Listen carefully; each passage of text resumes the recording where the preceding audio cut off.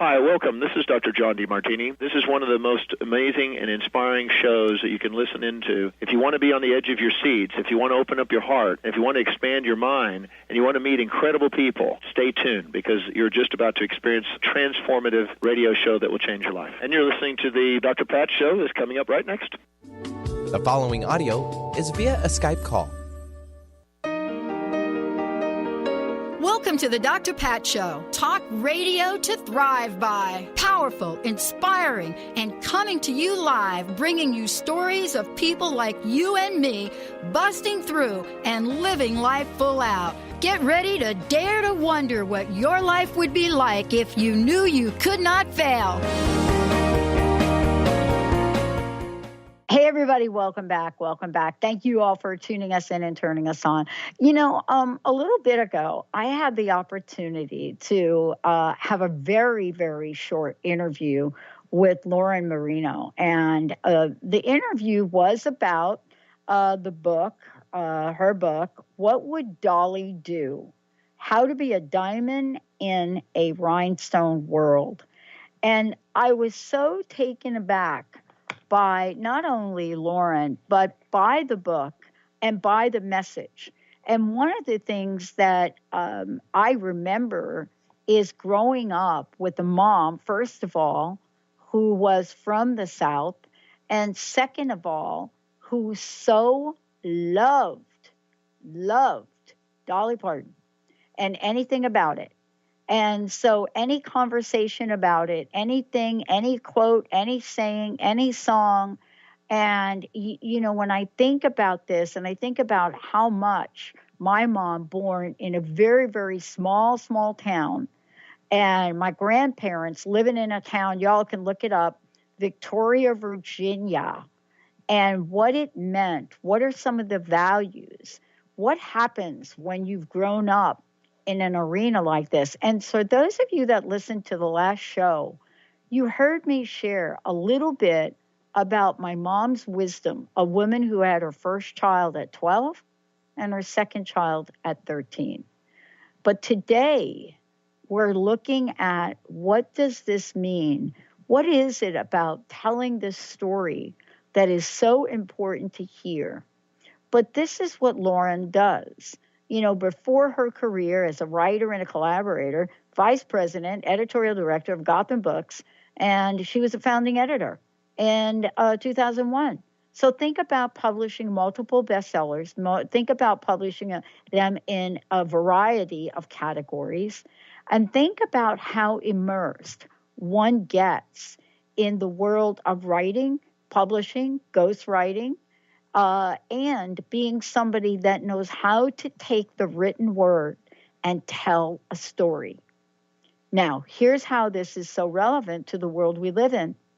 Right now, the number one reason for radio/talk radio podcasting to be on such a powerful trajectory is it's all in the story. Lauren, welcome to the show. It's so great to have you. Thank you. Thanks for having me back. I want to ask you this question that I ask everybody. I've been doing it for a while. I just gave people a little sneak peek about you, your life, your journey. I want to ask you, what are some of the challenges, having been you and being you today, what are some of the challenges you have had to personally overcome to bring you to this very moment? Well, there were many. I worked in the corporate world in book publishing, which is very competitive and full of Ivy Leaguers. And I wasn't an Ivy Leaguer. I felt like I didn't have the education. But I somehow persevered because I love books so much, and because I love them so much, I was willing to work incredibly hard. I worked so hard for so many years to become the editorial director of Gotham Books, because there is a specific career trajectory. But I gave up relationships, friendships, love. I had someone I was in love with tell me, "You care about your work more than you care about me," and he left me. But I was so devoted to what I was doing that I just put everything else aside. And I probably got myself a little bit burnt out. But because I published so many books that I would say were motivational or inspirational or about transformation, editing all of those books and working with these incredible writers and authors, I learned a lot about mindfulness. I learned a lot about balance. I learned about how to handle negative emotions. So I really learned on the job, not so much just through the work, but through the works that I was editing and with the authors that I was working on. And in a way, I was very selfish in that I acquired, as an editor, your job is to not only edit the book, but you sign up the project for the publishing house. And so I found myself acquiring books that were all about spiritual transformation and personal growth across the board for all different types of audiences, from all different types of authors and writers from different backgrounds. And there were just there were common themes that I guess spoke to me, and if it struck a chord with me, I felt that I could get this out there into the world and help it strike a chord with other people. Yeah. So, that's not so much the personal challenges, but I found myself, I got married when I was in my late 30s, and I had a baby when I was 39 and another baby when I was 40. And it became very clear to me, I had to go back to work after 12 weeks, 6 weeks paid, 6 weeks unpaid. I was in the process of moving apartments. Everything I owned was in boxes. I didn't fit into my clothes. And my husband, now ex-husband, lost his job. Boy. All of this was happening. So I had to go back to work, and I was exhausted, and I really had to. It was such a wake-up call, because I think, and I find this with a lot of the younger women that I worked with, that almost until you become a mother, you don't realize how hard women have it. Right. And that I had to do everything at home. I had to do everything at the office. They kept promoting me because I became incredibly efficient and no nonsense, because I didn't have any time to waste. But my life changed dramatically, but the marriage fell apart, and it was a drawn-out divorce, so it was emotionally draining, but it was financially damaging to me. And then I lost my job all around the same time. Yeah, so I get it. I had these two little kids. I was unemployed for the first time in 27 years. I was told by the outplacement office that I only had 2 more years before I became, quote-unquote, unemployable because of my age. Yes. Which is outrageous. But it's true. They don't want anyone over 50 in these companies because they, so I had to really start over in every way and keep it together throughout all of that for the sake of my children. But I also had to keep a roof over their head and figure out how to pay the bills. And I was very lucky, and I knew I wasn't going to go back into the corporate world, but I needed to make money. So I started ghostwriting and collaborating with other people.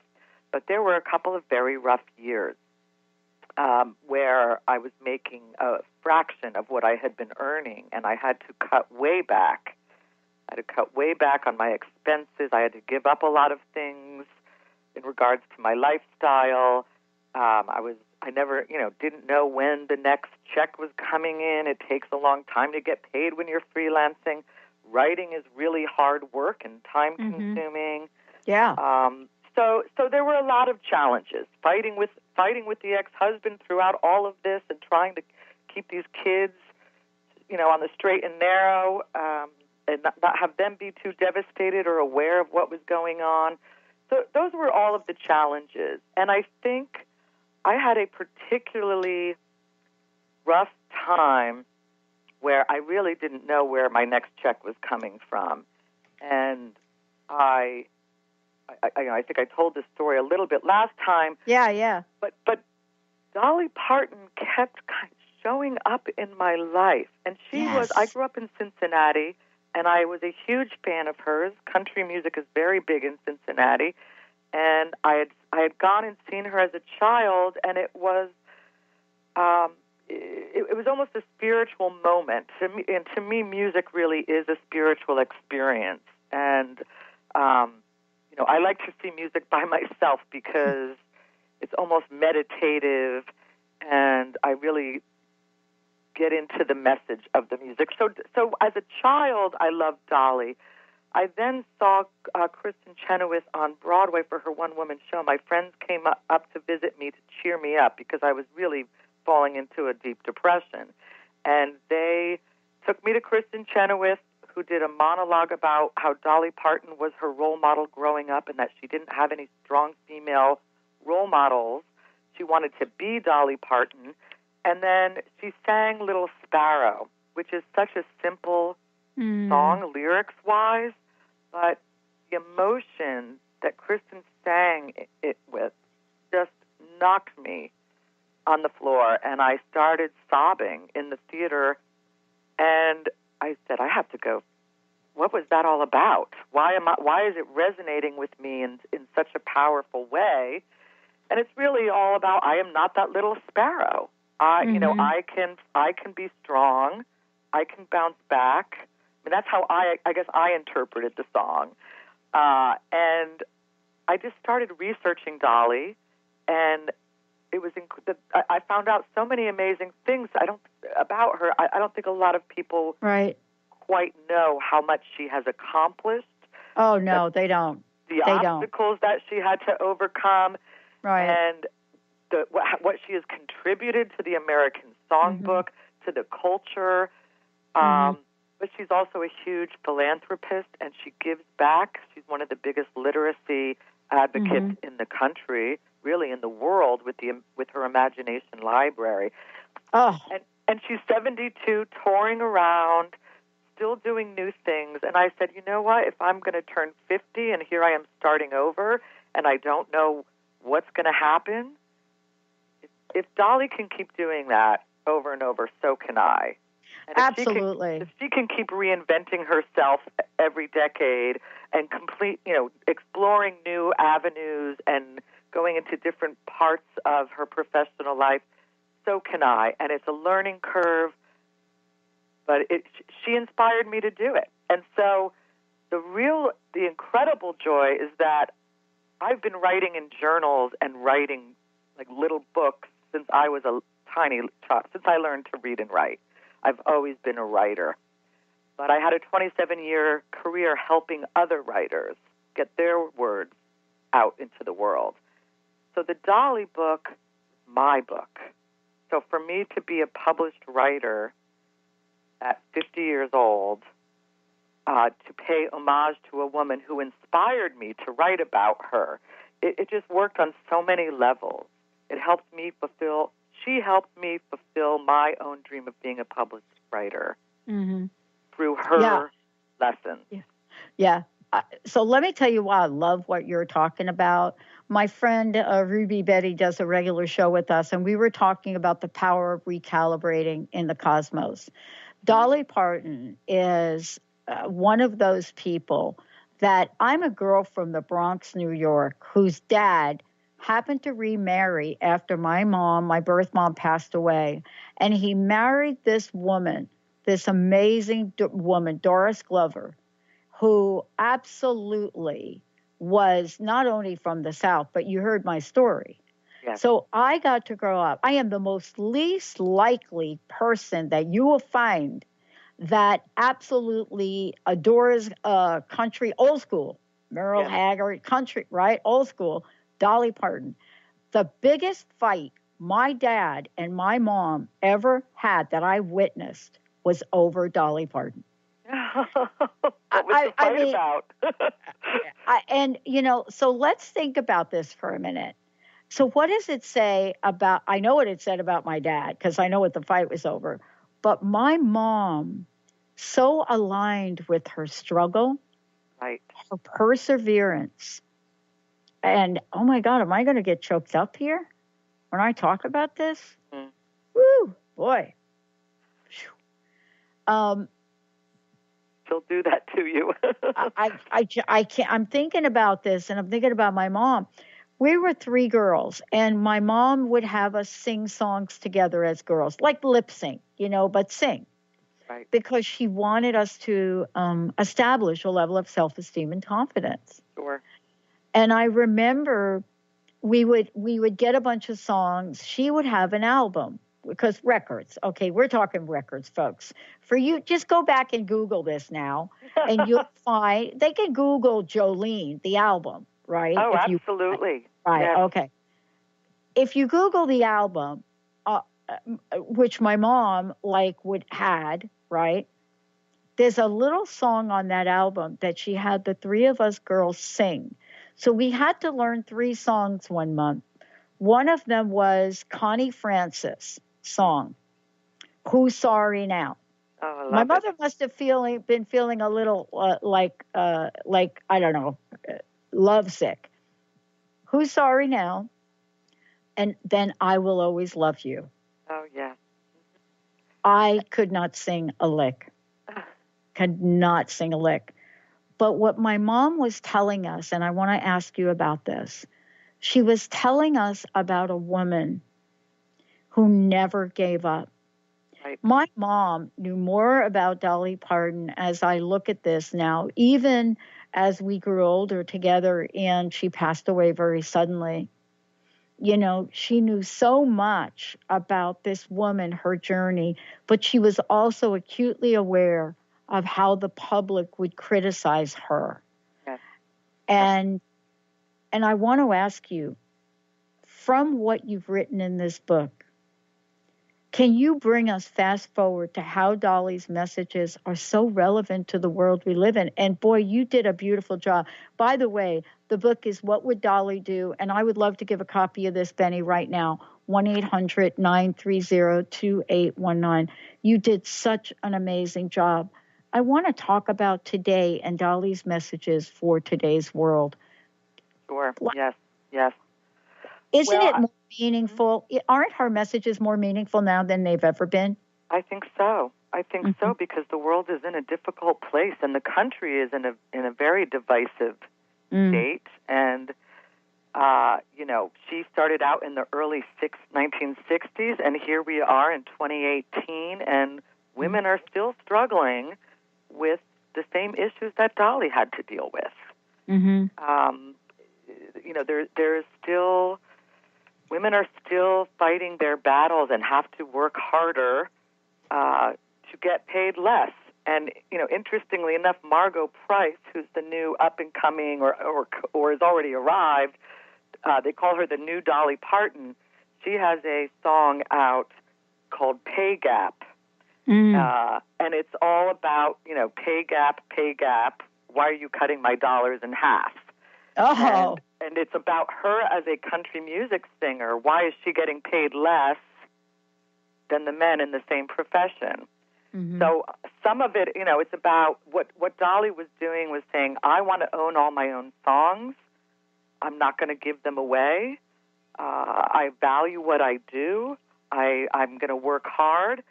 Elvis wanted to record I Will Always Love You, and she was so excited. She wasn't a big star yet. She had been on the Porter Wagoner show, but she was just starting her solo career. And Colonel Tom, Elvis's manager, notorious manager, called her, said, Elvis wants to record it. Come into the studio. They had everything planned out. She was bragging about it to everyone. And the night before, Colonel Tom called and said, well, Elvis doesn't record anything that he doesn't own the rights to, so you're going to have to give him the publishing rights. And she just burst into tears and said, absolutely not. I can't. This is one of the most important, meaningful songs in my songbook. So she turned Elvis down and cut to, the 90s when The Bodyguard came out, and Whitney Houston turned it into a huge #1 hit. Most people don't even realize that Dolly wrote that song. A lot of people think that Whitney wrote it.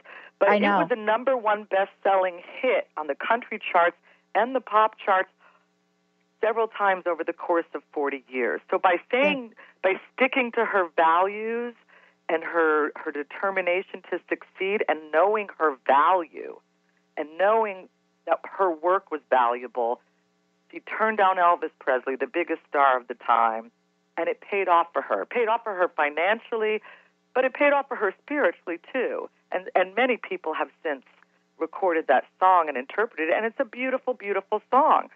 But the song is about her breakup with Porter Wagner, not a romantic breakup, but her professional breakup with him, because she was writing all of the music that they were singing on the show, but it was his show. So he was, they were splitting the writing credits, even though she was the one doing the songwriting. And it got to the point where 7 years with him, she was becoming more popular, and she felt like she needed to strike out on her own, and he would not let her go. And he ended up suing her for $1 million, which $1 million is a lot of money in any day. In the early 1970s, it was a tremendous amount of money, and she certainly didn't have it. But she ended up taking years to pay him back, or to pay him in order to get out of that show and to go start on her own solo career. And because of her appearance, I think because of the way she looks, I mean, we know about the boob jokes. Oh, yeah. I mean, that was it. That was the fight. Yes. Who is this? She's just she's got big blonde hair and big boobs. Oh, and my dad made one comment at dinner, and I got to tell you, my mom took a plate of spaghetti, boom. No. That is the last time that my dad said anything about Dolly Parton. Right. People don't know her backstory and how hard she worked and what she had to go through to get to where she is. And, she sort of takes this whole, it's an extreme sort of image of femininity, and she was always criticized for it. And to this day, even after everything that she has accomplished, people still look at that. They can't get past it, to the incredible talent. I mean, she's written thousands of incredible songs. She's the biggest literacy advocate in the country. She's given away 100 million books to children under the age of 5 who otherwise would not have books in their house. She's employed, half of her home state of Tennessee with all of her businesses. She really she gives back, and she. A lot of people aren't aware of all of that work. They're not aware, because that is the one thing that this is why you and I are talking about. For those of you just tuning in, I'm talking with Lauren Marino. She has written this book, What Would Dolly Do? How to Be a Diamond in the Rhinestone World. This is a must-read for all y'all out there, your children. And as a matter of fact, I'm actually gifting this book to a very near and dear young 10-year-old and her family. But I have another copy to give away. Thank you, Benny. 1-800-930-2819. 1-800-930-2819. Let's talk about some of the Dollyisms, because I made that word up. I don't even know if that's true. That's what I call them. Is that what it is? Okay. In March, I think it was March, maybe April or March, Dolly had come out for the opening day of the Dollywood in 2018. She came out. Yes. And this is the first time I heard her talk about the fact that she was seriously open to a reunion with Lily and Jane Fonda, Lily Tomlin, about the 9 to 5. And one of the things she says was she's reconsidering. She says, this is her quote, since all this stuff is coming up again with the women in equal pay and all that stuff, she thinks the time is right, she said. And so let's talk about what kind of advocate she is. Because when she was in 9 to 5, the three of those ladies were called hypocrites. All the words that those three were called was mind-boggling. We now know none of that was true. Right. But right. 95 was pivotal for her and Yes. uncompromising for those three ladies, wasn't it? Yes. And it was her first movie, which is incredible. And she went in there without any acting background. Right. She memorized the entire script. She didn't know Hollywood or the rules of Hollywood. And Jane was concerned that the mostly male crew would not accept her. You know, that they would just think she was a dumb blonde hillbilly. But she went in there. She was incredibly prepared. She memorized the entire script, not realizing that as an actor she really didn't have to memorize the entire script. She could just memorize her own parts. And she ended up not only charming the entire cast and crew with her sweetness, but showed them how professional she was and what a hard worker she was. And she ended up feeding some of the lines to her co-stars when they were fumbling with them. Yeah. And she says she basically just acted like herself. But that movie brought all of these things to light, maybe for the first time. And it's hard to believe. It was 1980. And really, I guess women in the workforce at that time, on their own, as opposed to just being secretaries like the Mad Men era, and then marrying their bosses and having really having it be so difficult to have a future. It was the first time women were in there doing a different level of work. But women had only really been in the workforce in that capacity for a couple of decades. Mm-hmm. And, already they saw how they were being treated.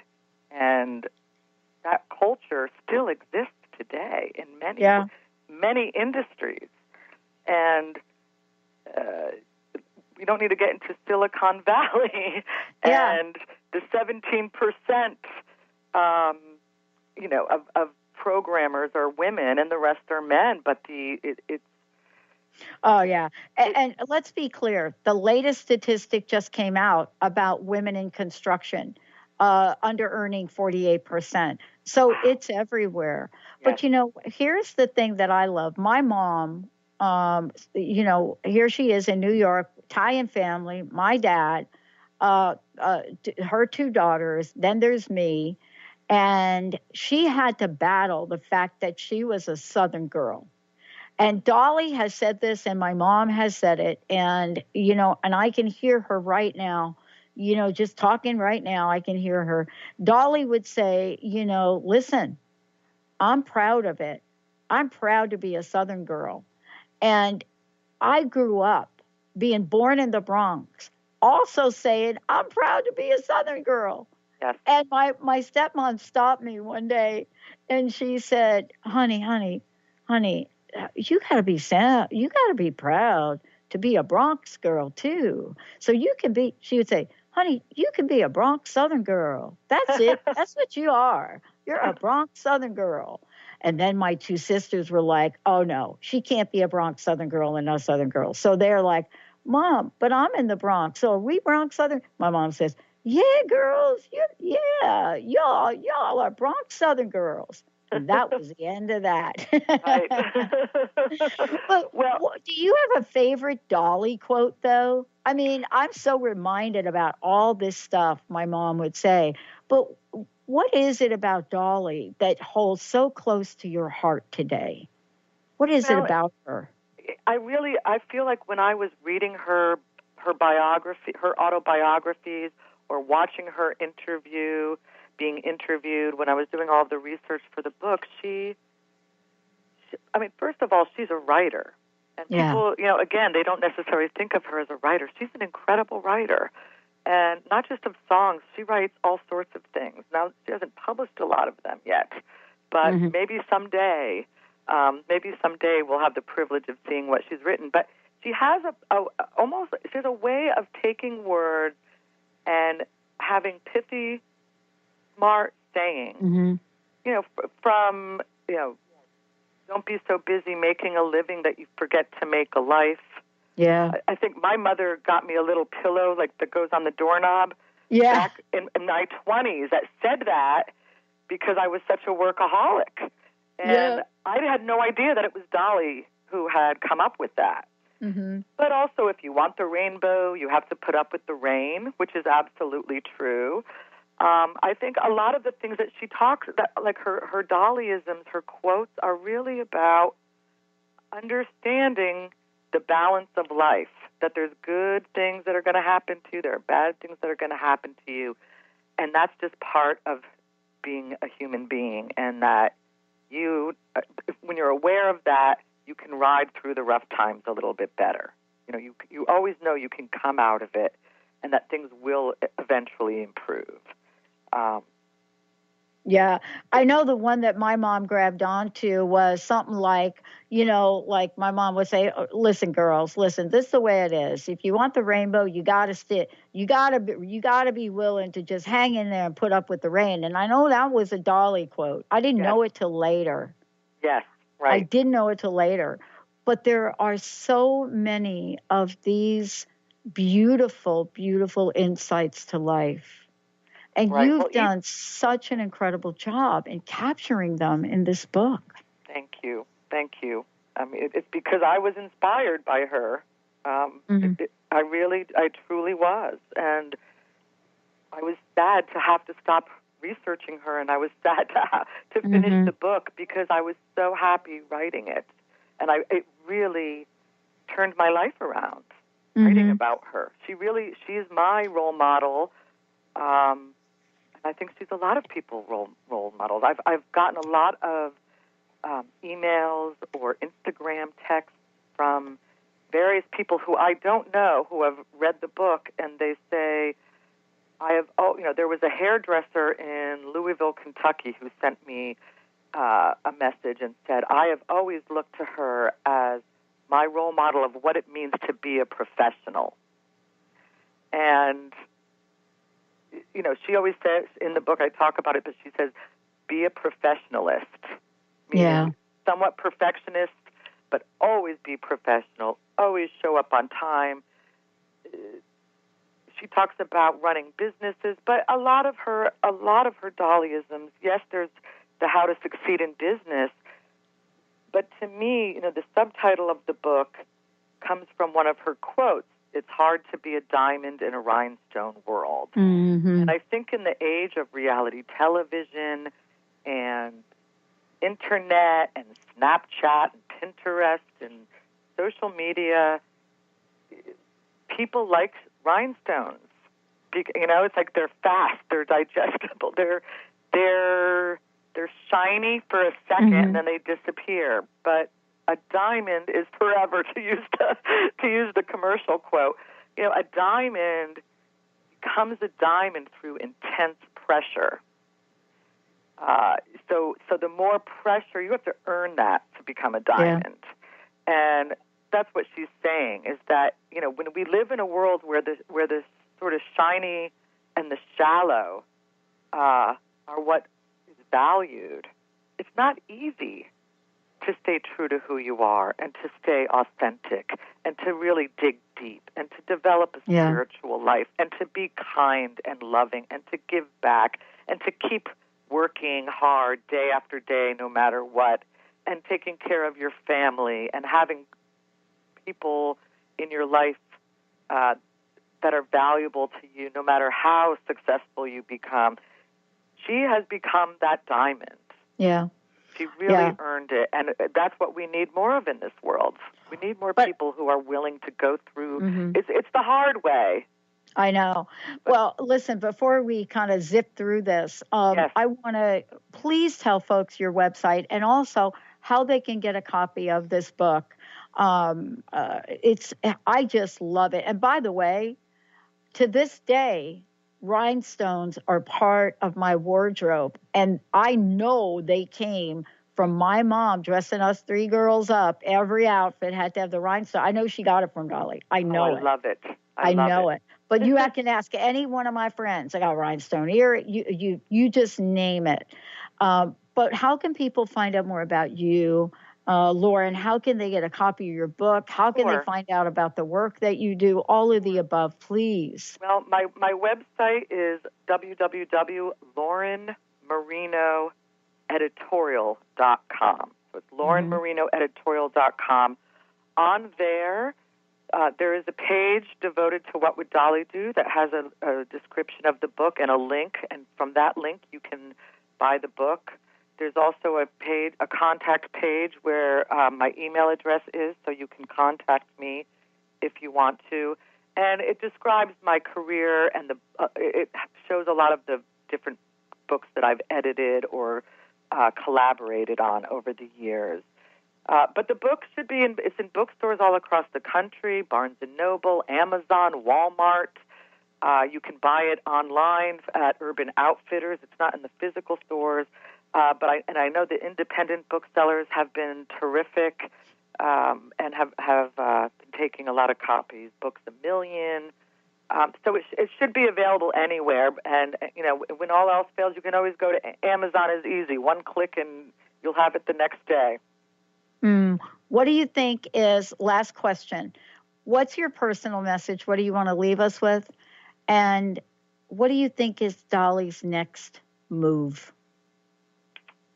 Well, I wrote the book because I felt inspired, and she inspired and encouraged me. And that's what I want people to take away from it. I want them to feel, if they have a dream and they feel like it's just, or they're going through challenging times that seem insurmountable, I want them to know that they can persevere, they can put their nose down and put their head down, and they can get through this bad period and really lift themselves up.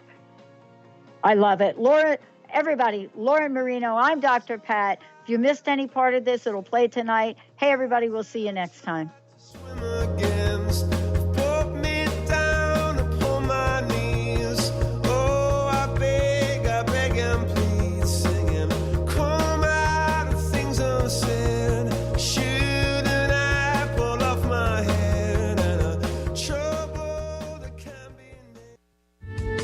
The preceding audio was via a Skype call.